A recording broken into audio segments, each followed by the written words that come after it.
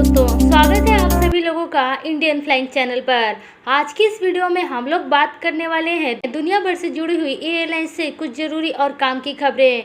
तो फ्रेंड्स, आज की इन खबरों में हम आपको बताएंगे कि मुंबई एयरपोर्ट से एक बड़ी जानकारी।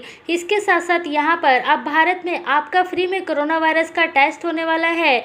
और इसके अलावा आज की इस वीडियो में आपको जानने को मिलेगा जेट एयरवेज सिविल एविएशन मंत्रालय की तरफ से जारी किए गए नए नोटिफिकेशन को लेकर जानकारी कि इस नोटिफिकेशन में उन्होंने क्या लिखा है। इसके साथ साथ हम भारत के कई सारे एयरपोर्ट्स को लेकर भी जानकारी देंगे। जी हाँ दोस्तों, इसके अलावा भी और भी बहुत कुछ रहने वाला है आज की इस वीडियो में, तो वीडियो आप पूरा देखें। उससे पहले आपसे रिक्वेस्ट है कि यदि आपने अभी तक इस वीडियो को लाइक नहीं किया है तो इस वीडियो को लाइक कर दें, क्योंकि आज का वीडियो बहुत ही काम का रहने वाला है। तो पहली खबर यहाँ पर ले लेते हैं मुंबई एयरपोर्ट से। फ्रेंड्स, आपको बताना चाहेंगे कि मुंबई एयरपोर्ट टर्मिनल 1 से अपनी अंतर्राष्ट्रीय उड़ानें मार्च महीने के दूसरे सप्ताह से शुरू करने वाला है। फ्रेंड्स, आपको बताना चाहेंगे कि मुंबई एयरपोर्ट पर 2 टर्मिनल होते हैं, टर्मिनल 1 और टर्मिनल 2। टर्मिनल 1 से डोमेस्टिक उड़ानें शुरू होती है और टर्मिनल 2 से अंतर्राष्ट्रीय उड़ानें ऑपरेट होती है। लेकिन आपको बताना चाहेंगे कि जब कोरोना वायरस की शुरुआत हुई थी तो उस समय उड़ानें केवल टर्मिनल 2 से ही ऑपरेट हो रही थी। लेकिन अब यहाँ पर मुंबई एयरपोर्ट टर्मिनल 1 को भी शुरू करने वाला है। आपको बता दें कि अब धीरे धीरे लोगों की संख्या बढ़ रही है। यही कारण है कि अब मुंबई एयरपोर्ट पर इन दोनों टर्मिनलों की शुरुआत की जा रही है। यदि आप आगे आने वाले समय में मुंबई एयरपोर्ट से ट्रैवल करने वाले हैं तो आप इस बात का ध्यान रखें ताकि आपको किसी तरीके की कोई समस्या उत्पन्न ना हो। अगली खबर ले लेते हैं कोरोना वायरस टेस्ट को लेकर। फ्रेंड्स, आपको बताना चाहेंगे कि भारत का केरला एयरपोर्ट पहला ऐसा एयरपोर्ट बन रहा है जहां पर फ्री में कोरोना वायरस टेस्ट अब सभी पैसेंजर्स का किया जा रहा है। जी हाँ दोस्तों, यहाँ पर केरला में इलेक्शन होने वाला है और इलेक्शन को देखते हुए ही वहां की सरकार ने अपने नागरिकों को खुश करने के लिए एयरपोर्ट पर कोरोना वायरस का टेस्ट फ्री में करने का फैसला लिया है। ये कोरोना वायरस का टेस्ट सभी अंतर्राष्ट्रीय पैसेंजर जो भी केरला में आ रहे हैं उन सभी पैसेंजर्स का फ्री में किया जाएगा। ऐसा अभी तक किसी भी एयरपोर्ट पर नहीं शुरू हुआ था। Delhi airport, Mumbai airport, Bengaluru airport, Hyderabad airport और कोलकाता एयरपोर्ट, इन सभी बड़े एयरपोर्ट के ऊपर कोरोना वायरस का टेस्ट किया जाता है, जहां पर पैसेंजर से 800 रुपये से लेकर 5000 रुपये तक चार्ज किया जाता है। लेकिन अब यहां पर केरला एयरपोर्ट ही भारत का पहला ऐसा एयरपोर्ट होगा जहां पर अब बिना कोरोना टेस्ट के ही यात्री ट्रैवल कर सकते हैं। आगे बढ़ते हैं और अगली खबर यहां पर वैक्सीन को लेकर आ रही है। आपको बता दें कि कनाडा की सरकार ने कोरोना वायरस वैक्सीन जो कि भारत की सीरम इंस्टीट्यूट बना रही है यानी कि एस्ट्राजेनेका वैक्सीन का अप्रूवल दे दिया है। अब यहां पर कनाडा में भी इस वैक्सीन को लगाया जाएगा। अभी तक इससे पहले कनाडा की सरकार ने 2 वैक्सीन का अप्रूवल दिया हुआ था, लेकिन अब यहां पर तीसरी वैक्सीन जो कि एस्ट्राजेनेका वैक्सीन है उसको भी अप्रूवल मिल चुका है। इसके अलावा आपको बताना चाहेंगे कि एस्ट्राजेनेका वैक्सीन को यूरोप के कई सारे देशों में भी अप्रूवल दिया गया है, लेकिन इन देशों के लोग जो है वो फाइजर वैक्सीन ही लगवाना चाहते हैं।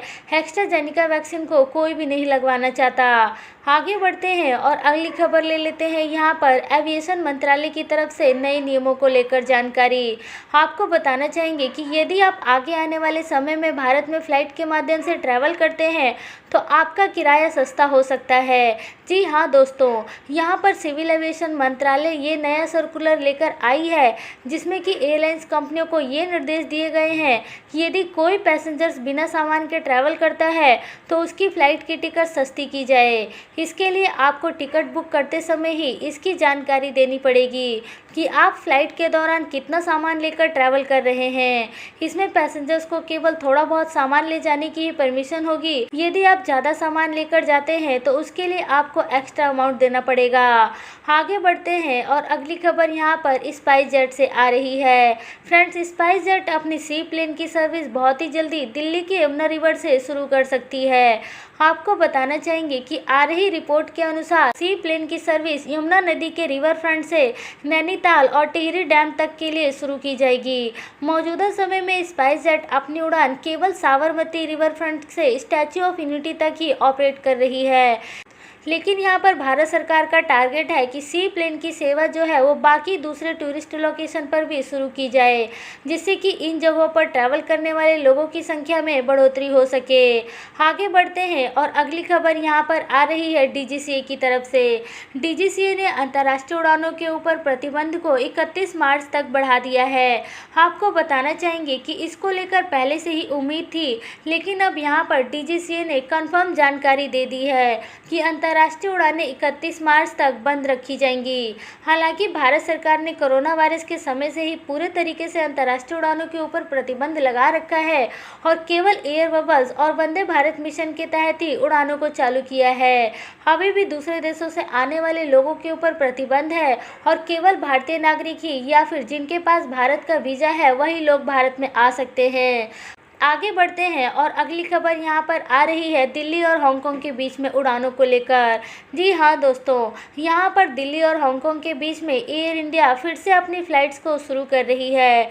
एयर इंडिया की ये नई फ़्लाइट 3 मार्च को दिल्ली से हांगकांग के लिए और 4 मार्च को हांगकांग से दिल्ली के लिए ऑपरेट होगी। इसके फ़्लाइट की टिकट की बुकिंग अभी भी एयर इंडिया की वेबसाइट पर जारी है। यदि हांगकांग के लिए आप ट्रैवल करना चाहते हैं तो एयर इंडिया के कॉल सेंटर से या फिर एयर इंडिया की वेबसाइट से या फिर आप एयर इंडिया की बुकिंग ऑफिस से भी संपर्क करके इन फ्लाइट्स की टिकट की बुकिंग कर सकते हैं। आगे बढ़ते हैं और अगली खबर यहाँ पर ले लेते हैं भारतीय एयरपोर्ट से। फ्रेंड्स, भारत के सभी बड़े एयरपोर्ट जैसे कि Delhi airport, Mumbai airport, Kolkata airport, इन सभी एयरपोर्ट पर यदि आप ट्रैवल करते हैं तो अब एयरलाइंस कंपनियों की तरफ से आपको मैसेज करके ये बताया जाएगा कि आपको कोरोना वायरस का नेगेटिव रिपोर्ट लेकर ट्रैवल करना है या फिर नहीं। क्योंकि फ्रेंड्स, आपको बता दें कि इस समय अलग अलग राज्यों की तरफ से नए नए नियम जारी किए गए हैं, जिसमें कि आपको कोरोना वायरस का नेगेटिव रिपोर्ट लेकर ट्रैवल करना पड़ेगा यदि आप डोमेस्टिक उड़ानों से भी ट्रैवल करते हैं तो। इसके बावजूद इसी को देखते हुए एयरलाइंस कंपनियां आपको एडवांस में ही मैसेज के जरिए बता देंगी कि आपको कोरोना वायरस का नेगेटिव रिपोर्ट लेकर ट्रैवल करना है या फिर नहीं। इससे आपका ट्रैवल जो है वो बिना किसी प्रॉब्लम के ही पूरा हो सकेगा और आपको पहले से ही पता लग जाएगा कि आपको कोरोना वायरस का नेगेटिव रिपोर्ट लेकर जाना है या फिर नहीं। आगे बढ़ते हैं और अगली खबर यहाँ पर जेट एयरवेज से आ रही है। जेट एयरवेज के नए मालिक उज्बेकिस्तान में नए एयरपोर्ट बनाने की तैयारी में हैं। जी हाँ दोस्तों, यहाँ पर जेट एयरवेज के नए मालिक मुरारी लाल जालान जेट एयरवेज को खरीदने के बाद अब जेट एयरवेज की उड़ान उज्बेकिस्तान से चालू करने के लिए वहाँ पर एयरपोर्ट का निर्माण कार्य शुरू करने वाले हैं। इसके साथ साथ उनको ये भी उम्मीद है कि जेट एयरवेज अपनी उड़ानों को अगले 4 से 6 महीने में चालू कर देगी। यदि आपको नहीं पता तो आपको बता दूं कि मुरारी लाल जालान उज्बेकिस्तान में एक जाने माने रियल एस्टेट और बहुत बड़े इन्वेस्टर हैं। इनका ज़्यादातर बिजनेस उज्बेकिस्तान और दुबई में फैला हुआ है। यहाँ पर यदि जेट एयरवेज अपनी उड़ानों को चालू करती है तो ये मुमकिन है कि जेट एयरवेज की ज़्यादातर उड़ानें डोमेस्टिक उड़ानों के साथ साथ अंतर्राष्ट्रीय उड़ानों की रहने वाली है। तो फ्रेंड्स, आज के इस वीडियो में फ़िलहाल इतना ही रखते हैं। वीडियो यदि आप लोगों को अच्छी लगी है, काम की लगी है तो वीडियो को लाइक ज़रूर करें और चैनल को यदि आपने अभी तक सब्सक्राइब नहीं किया है तो प्लीज़ सब्सक्राइब करके बेल आइकन ज़रूर दबा दें ताकि ऐसी जानकारी वाली वीडियो आप कभी भी मिस ना कर पाएँ।